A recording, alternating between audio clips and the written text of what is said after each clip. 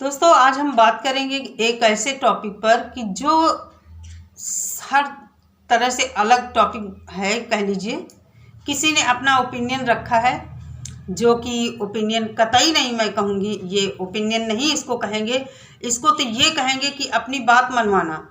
ये सीधा सीधा उस महान लेखक, उपन्यासकार, कहानीकार के ऊपर सीधा सीधा प्रहार किया गया है एक तरह से। और इसको तो पर्सनल ओपिनियन कतई नहीं कह सकते हैं, ये ओपिनियन नहीं हो सकता है। नमस्कार दोस्तों, एक बार फिर से स्वागत है आप सभी का मेरे चैनल पर। और उम्मीद करती हूँ सभी लोग बहुत अच्छे होंगे, सभी ने होली भी बहुत अच्छे से मनाई होगी।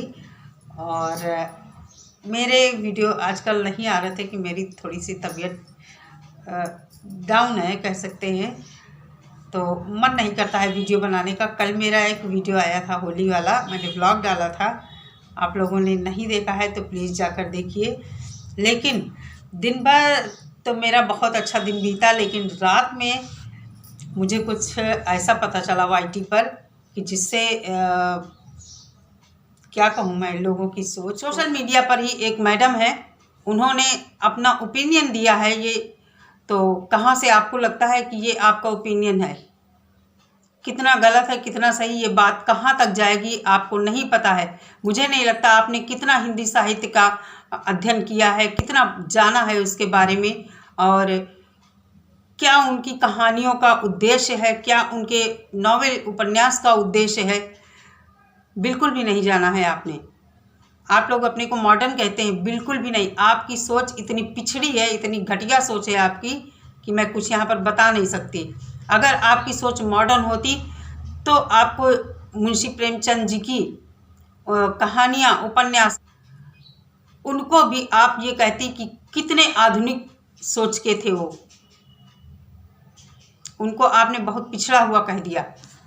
उनकी कहानियाँ तत्कालीन परिस्थितियों के हिसाब से, उस समय की जो परिस्थितियाँ थी, उस समय जैसा हमारा भारत था, उनको लेकर कहानियाँ बनाई गई हैं, उनको लेकर उपन्यास लिखा गया है। जैसा उन दिनों दबंग लोग, मतलब कह सकते हैं बड़े लोग नीची जाति के लोगों के साथ करते थे या कमज़ोर वर्ग के साथ करते थे, उस पर एक कुठाराघात है उनकी कहानियाँ। कैसे आपने कह दिया उनकी सोच इतनी पिछड़ी है? आप अपने को एस्ट्रोलॉजर बोलती हैं, कहाँ गई आपकी एस्ट्रोलॉजी? आपको ये नहीं वहाँ पर समझ में आया कि उनकी कहानियों में एक संदेश है, समाज को एक जागरूक करने की मुहिम है उनकी कहानियों में। ये नहीं आपने देखा? कैसे आपने कह दिया उनकी कहानियों में ऐसा है वैसा है? आप तो उनको साहित्य का हिस्सा ही नहीं मानती।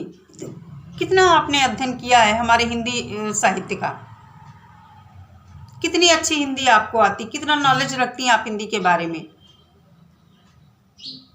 अगर इतनी ही आपको प्रॉब्लम है इन लोगों से, आप डिप्रेशन में चली जाती, आप बीमार हो जाती, तो आपको तो इंडिया में रहना ही नहीं चाहिए। कहीं बाहर आपको चले जाना चाहिए, जहाँ पर न कोई इंसान दुखी हो, न कोई गरीब हो, हर तरफ खुशहाली ही खुशहाली हो, तो आपको वहाँ रहना चाहिए। भाई, भारत तो हमारा कृषि प्रधान देश है, तो यहाँ तो मेहनत कश लोग, यहाँ पर पूजा पाठ करने वाले लोग, चूल्हे पर खाना बनाने वाले लोग, नदी से पानी लाती हुई महिलाएं, इसी तरह की चीज़ें दिखेंगी। और यही हमारा रियल भारत है, जहाँ पर सुबह दीपक की ज्योत जलाकर लोग भगवान का नाम लेकर अपने दिन की शुरुआत करते हैं। सोने से पहले घर में दीपक जलाते हैं, भगवान की पूजा करते हैं, उसके बाद खाना खाते हैं, फिर सोते हैं। ये हमारी परंपरा है। किस धर्म से आप बिलोंग करती हैं, कहाँ से आप आई हैं? ना तो आपका चेहरा कोई देख पाता है, ना कुछ। सिर्फ सोशल मीडिया पर बैठकर आप जैसे लोग इस तरह की बातें क्यों फैला रहे हैं? क्या उद्देश्य है आपका? इसलिए मैं कहती हूँ, जो भारतीयता पर, हमारे संस्कारों पर, हमारे रीति रिवाजों पर, हमारे साहित्य पर, हमारे धर्म पर, हमारे वेद पुराण ऋचाएँ, गीता महाभारत रामायण, इन सब पर उंगली उठाए, वो इंडिया में ना रहे, कहीं दूसरी जगह चला जाए। आपका कहना है कि मंदिर मत जाओ, दीपक मत जलाओ, आप सुखी हो जाओगे। घटिया सोच, पता नहीं कैसी आपकी सोच है। किस धर्म में ये लिखा है? होता होगा किसी दूसरे धर्म में, घर में दीपक न जलाओ, मंदिर न जाओ। हमारे तो दिन की शुरुआत ही दीपक से होती है। हमारी तो दिन की शुरुआत ही मंदिर की घंटी बजाकर होती है। जीवन को सुधारना चाहती हो तो मैं भी कहती हूँ आप भी अपनाओ इन सब चीज़ों को। एक बार जरा करके देखो। सुबह उठकर घर में दीपक जलाओ, शाम को जलाओ, कितना सुकून मिलेगा। और यहाँ पर जो हमारे लेखकों की बातें हैं उन पर कुठाराघात किया है आपने।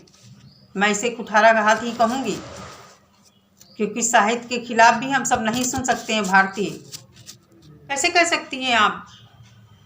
कितना आप पढ़ी हैं, कितना आपने हिंदी साहित्य को जाना है, कितना पढ़ा है, कैसे आपने कह दिया कि ये साहित्य ही नहीं है? दोस्तों, बात हमारे जो लेखक, कहानीकार, उपन्यासकार मुंशी प्रेमचंद जी हैं, जिनको हम लोग क्या पूरा भारत या बाहर भी लोग इतनी इज्जत और सम्मान के साथ उनका नाम लेते हैं, जिन्होंने हमें एक भारत का ऐसा आईना हमारे सामने दिखाया है कि जो उस समय की तत्कालीन परिस्थितियां थी उनके आधार पर उनके उपन्यास, कहानी इतने अच्छे हैं, जो एक रियल भारत था उससे रिलेट करती हुई कहानियाँ, उपन्यास। और इन्होंने उनको इस तरह से मुंशी प्रेमचंद जी को यहाँ पर बताया कि उनकी कहानियाँ ऐसी होती कि उसी समय की चीज़ें दिखाते हैं। इनकी कहानियाँ ऐसी होती वैसी होती कि लोग दुखी हो जाते, डिप्रेशन में चले जाते। ये खुद को बता रही कहाँ से आप आई हैं, किस दुनिया से आप आई हैं। मुझे तो लगता है कि इस तरह आपके हिसाब से तो जो कोर्स में किताबें लगी हुई, जो हमारा सिलेबस है नीचे से ऊपर तक, उसको ही पूरा बदल देना चाहिए। अगर आपकी बात माने, जिन्होंने सिलेबस बनाया है उसको ही हटा देना चाहिए। कितना आप योग्य हैं, कितना आप पढ़ी लिखी हैं, कितना आप मुंशी प्रेमचंद को जानती हैं, कितना उनके बारे में आपने पढ़ा है। पता नहीं आप कहाँ से आई हैं। मुझे लगता है ये किस जगह से आई हैं। ना ये अपना फेस दिखाती हैं कभी, और ये अपने को एस्ट्रोलॉजर बोलती हैं। तो देखिए, ऐसी एस्ट्रोलॉजी यहाँ पर मत सिखाइए किसी को। अगर आप किसी को सही बात बता नहीं सकती हैं तो गलत बात भी मत बताइए। जो लोग IAS PCS बनते हैं ना, वो लोग भी बहुत अच्छे तरह से पढ़ते हैं इन लोगों को। ये जो हमारे लेखक हैं, हिंदी साहित्य के बारे में आपने कितनी जानकारी जुटाई है। सोशल मीडिया जैसी जगह पर बैठकर आप लोग इस तरह उटपटांग बातें करते हैं, तो आपको शिक्षा विभाग को एक खत लिखना चाहिए कि सिलेबस से हटा देनी चाहिए। ये सब चीज़ें बेकार की चीज़ें हैं, लोग बीमार हो जाते हैं इनको पढ़ने से। आप एस्ट्रोलॉजर हैं, आप वही अपना काम करिए। ज़्यादा इन सब चीज़ों के बारे में आपको बताने की ज़रूरत नहीं है। कौन कैसा है हमारे हिंदी साहित्य में या हमारे धर्म में, क्या कौन कैसी चीज़ें हैं, सभी को पता है। अगर गांव और दुख दर्द तत्कालीन समय का ना दिखाया जाता तो ये अन्याय होता उनकी रचनाओं के साथ। कुछ पता है आपको? कितने ज़्यादा मॉडर्न हैं आप। आपने उनकी कहानियों का दुख तो देखा, लेकिन ये नहीं देखा कि उन्होंने लोगों को जागरूक किया है कहानी के माध्यम से। कैसी एस्ट्रोलॉजर हैं आप? उनकी कहानियों का दुख दर्द तो देख लिया आपने, डिप्रेशन में चली गई आप। कैसे भाई, आपने वो कहानी नहीं पढ़ी, मेला, जिसमें छोटा बच्चा हामिद होता है, अपनी दादी के लिए मेले से चिमटा लेकर जाता है और खुद कुछ नहीं खाता है। तो ये कहानी पढ़कर आप डिप्रेशन में चले जाएंगे।